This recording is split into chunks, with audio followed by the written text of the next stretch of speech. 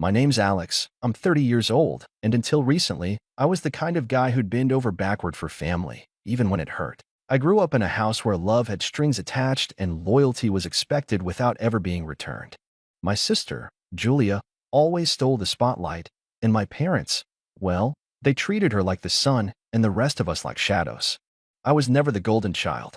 I was the fallback plan, the emergency fund, the invisible backbone. Growing up, I learned early that if Julia wanted something, she got it. If I wanted something, I had to work for it, and even then, it might get handed to someone else. Still, I never really held a grudge. Not at first. I convinced myself it was just how families were, that maybe one day they'd see me, appreciate me. So I worked hard, got my degree, built a small business from scratch. Quiet success, nothing flashy, just enough to be stable and help out when they needed it. And they always needed it. It started with little things. Gas money for dad, a temporary loan to cover Julia's credit card bill, helping mom when the mortgage payments started falling behind after dad's hours got cut. At first, I didn't think much of it. It was family. You help each other. But over time, it became clear the help was expected, never appreciated. The thank yous faded. The calls only came when someone needed something. I told myself they just didn't know how to say it, that they showed love in their own way. That lie got harder to believe every year. I hit 30 this year, and I wanted something simple, just a weekend to feel seen. I wasn't looking for anything grand. Just a few days away with the people who mattered, in a quiet lake house I rented 2 hours from the city. I booked it months in advance. Sent invites. Bought everyone's favorite snacks. I even covered the gas for my parents and offered to carpool Julia and her kids to make it easier. Everyone said they'd come. I spent the whole morning of my birthday prepping the place. Arranged welcome bags in each room. Set up the grill. Stocked the fridge with drinks. Cleaned everything, even though it was already spotless. I checked my phone every 10 minutes, expecting a "we're on our way" that never came. Noon passed. Then 2. Then 5. By 8, I was sitting on the back deck alone, watching the sun set over the water, with 6 untouched steaks in the fridge and a cake that just said, "Happy 30th, Alex." No candles. No singing. Just silence. I didn't even cry. That surprised me. I think I'd already run out of tears for them. Instead, I sat there with this numb, quiet understanding that just didn't care. Not enough to even make up a reason. They didn't text. Didn't call. They ghosted me like I was a colleague they barely knew, someone easy to forget. 2 days later, I was scrolling through Instagram when I saw it. Julia had posted a carousel of photos, family weekend vibes. Smiling faces. My parents holding her kids. Barbecue on a lake dock. Except it wasn't my lake house. It was a different one, 2 hours in the opposite direction. The date stamp? Same weekend. They'd made other plans. Together. Without me. I stared at the photos for a long time, thinking maybe it was a coincidence. Maybe it wasn't this weekend. Maybe they'd booked it last minute. Maybe there was a mistake. But the caption said it all. So good to unplug with the people who matter most. Nothing like family time. Grateful for our tribe. My name wasn't in a single tag. Not one mention of me. I was scrolling through proof that they hadn't just forgotten my birthday, they'd chosen to leave me out of it. And the thing is, I didn't even feel shocked. It was like the final puzzle piece snapping into place. All the times they flaked. All the calls I made that went unanswered. All the times I paid their bills without so much as a thank you. Suddenly it made sense. I was never invited to the party, I was just the guy who paid for it. I didn't respond. Didn't comment. Didn't message anyone. I just sat in that realization for a full day, letting it settle in like dust after a long collapse. And then I acted. The next morning, I made 3 phone calls. First was to the bank, to remove myself as co-signer on the temporary business loan Julia had roped me into 5 years ago. I had the paperwork to show I was the guarantor. She hadn't made a full payment in 7 months, and the risk was starting to hit my credit. I told the bank I'd no longer be held liable, and since she'd defaulted, they could begin collections directly. Second call, Dad's truck lease. I'd been covering the payments since last spring when he'd casually mentioned being a little behind. I stopped the auto pay and told the leasing company to forward all future invoices to the primary account holder, him. Last call, Mom's mortgage. This one hurt the most because I truly believed I was doing something good. She'd said the house was nearly paid off and just needed a little help to keep it in the family. So for 3 years, I'd been quietly sending over $1,000 a month to her lender, never even told my friends. It was supposed to be a gift, an act of love. I canceled the transfer. No announcements, no angry text, no dramatic speeches, just a cold, quiet shift. That night, as I sat on my couch with a leftover slice of birthday cake, my phone buzzed. It was Mom. Her message just said, "Did something happen?" I stared at the screen for a minute before typing back. Yeah, I finally took the hint. Then I turned my phone over, let it buzz and buzz as calls started coming in. The first call came from Mom. I let it go to voicemail. Then Dad. Then Julia. One after the other, like a chain reaction of realization spreading across their little inner circle, except this time, I wasn't part of it. I didn't answer any of them. I just watched the names flash on my screen, one after another, like ghosts of people I thought I knew. By morning, I had 17 missed calls, 5 voicemails, and a text from Dad that read, "Your mother's in tears." What is going on? I didn't reply. Not because I was trying to be cruel, but because for once, I wanted them to sit in the silence they'd fed me for years. I wanted them to feel what I felt when I was sitting on that empty dock with party lights flickering in the wind, waiting for people who were never coming. Around noon, I got an email from Julia. Subject line, "We need to talk." The body was short, too short for someone who just excluded their brother from what should have been a milestone. "Hey, I didn't know you'd feel so hurt. It was a spontaneous trip. Can we talk?" I read it 5 times. A spontaneous trip. With matching shirts. Coordinated menus. A hashtag. A rental house that required at least a deposit and a week's notice. The kind of spontaneous that takes 3 planning sessions and a group chat. And somehow, I was supposed to believe it was a last-minute accident. I didn't reply. Later that day, I finally listened to Mom's voicemail.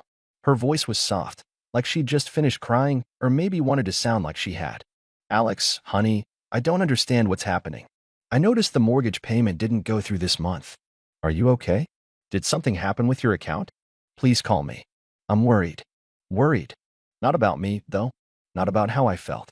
Not about why her son might have stopped sending thousands of dollars in support every month. No, she was worried about her house, her routine, her comfort. She didn't even mention my birthday. It would have been laughable if it didn't hurt so much. That evening, Julia called again. This time, she didn't leave a voicemail, but she sent a text right after. "I didn't think you'd be this dramatic. It's not like we left you out on purpose. We just figured you'd be busy with your own thing. You're always working." That one hit different. Not just because it was dismissive, but because it twisted the knife in exactly the way only a sibling can. Julia knew I worked hard. She knew I overextended myself to help them. And now, she was weaponizing that against me, making it sound like I'd chosen to isolate myself. I finally replied, "You're right. I am always working. Working to keep this family afloat. Working to keep Dad's truck from getting repossessed. Working to keep Mom in the house she pretends she owns outright. Working to clean up every mess you make and then pretend didn't happen. So yeah, I was busy, but I still showed up. You just didn't notice." She read the message almost instantly. No reply. By the end of the week, the fallout had started. Mom texted again, this time with less sugar and more desperation. "Can you please send the mortgage payment? They're charging late fees now." Then Dad, "Truck companies threatening to tow. Don't make this harder than it has to be." I laughed bitterly when I read that one. Harder than it has to be. As if I'd created the problem by stepping away, not that they'd caused it by leaning on me like a crutch they never planned to stand without. Then came the email from the bank. Julia's loan was being flagged for delinquency. Since I was no longer the guarantor, the remaining balance was now being accelerated. She either paid or defaulted. She emailed me again. "You didn't have to go nuclear. You could have just told me you were mad." I stared at my laptop for a while, just thinking. No, I didn't have to. But they didn't have to lie. They didn't have to exclude me. They didn't have to treat my kindness like it was owed. Every choice I made was the result of theirs. Every dollar I withheld was a debt they wrote in emotional ink over years of erasure. A few days later, I got a voicemail from Julia. No greetings this time. No fake cheer. Just, "Okay, you made your point." That was it. Not "we're sorry." Not "we messed up." Not even "can we talk?" Just that. Like the silence was punishment. Like this whole thing had been some petty tantrum. Like I hadn't swallowed disappointment my entire life until it became the language I breathed in my own family's house. And that's when I realized they'd never get it. Not really. They'd feel the consequences. They'd panic when the money didn't show up. They'd blame each other. maybe even blame me. But they'd never actually understand the wound they carved open every time they smiled for a family photo I was never invited to be in. Still, part of me hoped, just a small, wounded part, that maybe someone would finally see what I'd been holding up for all these years. That someone would call just to say, "I'm sorry we hurt you." But instead, I got another message from Mom the next day. "We're not mad, Alex. We just wish you would have told us what was wrong before making everything so difficult. It's not like we don't appreciate you." That's when I knew I'd made the right decision. But I wasn't done. Because while I may have cut off the money, there was still something else they'd forgotten. And when they finally remembered what it was, what I still controlled, it would hit them even harder. That moment was coming. And this time, I wasn't going to warn them. Not with a message. Not with a call. Just silence. And consequences. A week went by with nothing but radio silence from me and a growing pile of increasingly panicked messages from them. I ignored them all. I didn't block anyone. No, that would have given them the satisfaction of thinking I was being emotional or overreacting. I wanted them to see the silence, to sit in it and realize that for the first time in their lives, I wasn't going to clean up their mess. But while they were scrambling to patch up what I'd undone, I was doing something else, digging through files. See, it wasn't just the mortgage, the lease, and Julia's loan I'd been helping with. A few years ago, when Dad tried starting his little side business, some consulting firm that never got past the logo stage, I was the one who filed the paperwork. I was the one who set up the LLC under my name because, surprise, his credit was shot. He promised it was just a formality, that I could remove myself later, that he'd handle the finances, the taxes, the operations. He didn't. For 3 years, the business sat dormant. Occasionally, he'd get some side gig and run the money through the account, but most of the time, it was just sitting there. Until it wasn't. Earlier this year, without asking, he'd used the business account, my business account, to apply for a small line of credit. $12,000. Not a fortune, but enough to raise alarms when I got the notice that a payment was past due. He must have assumed I wouldn't notice, that I'd just keep absorbing hit after hit like I always had. But I noticed, and I kept the receipts. So now, with everything else unraveling, I decided it was time to untangle that knot too. I contacted the state office, transferred the business out of my name, and notified the lender that I would not be responsible for any debts incurred without my authorization. I sent them documentation showing I hadn't touched the account in over a year, hadn't signed any of the loan paperwork, and was withdrawing my involvement entirely. That same day, the business account was frozen. And the next morning, I got a call from Dad. I didn't answer. Then I got a text. "Did you touch the business? I can't access the account." This isn't funny, Alex. Funny. That word again. Like this was a joke. Like my absence was some phase I'd get over. Like I was a moody teenager sulking in his room instead of a grown man who'd finally realized that his entire relationship with his family was a transactional illusion. I didn't respond. But 2 hours later, Julia showed up at my door. I live in a small house on the edge of town, nothing flashy, but private enough that no one ever dropped by unannounced. So when I heard the knock and saw her standing there with sunglasses on and a Starbucks cup in hand like this was just a casual catch-up, my stomach twisted. I didn't open the door. She knocked again, then texted me. "I know you're in there. Can we please just talk?" I waited 5 minutes before replying. "Nothing to talk about. You made your priorities clear." She stared at her phone for a moment, then typed back, "I didn't know you were hurting." If I had known, I cut her off. That's the point, Julia. You didn't ask. You never do. She stood there for a while longer, probably hoping I'd crack. That I'd open the door and let her in, let her throw around a few half-hearted apologies, say she missed me, maybe even cry a little and wrap it all up in a neat little bow. But I didn't open the door. Eventually, she left. That night, I sat on the porch, watching the wind pick up over the quiet street, and for the first time in years, I felt still. Not happy, exactly. But not waiting. Not hoping. Just still. Until Mom called. And this time, I answered. Her voice was calm, too calm. Like someone trying very hard not to scream. "Alex, what's going on?" I didn't respond right away. Just let the silence stretch. "Your father's furious," she continued. "He said the business is locked. The truck people won't stop calling. And Julia's in tears over that loan. Are you seriously doing all this because we missed your birthday?" I almost laughed. Because we missed your birthday. As if it was a dinner reservation. as if the birthday wasn't just the final stone in a wall they'd been building for years. It's not about the birthday, I said. My voice was calm, measured.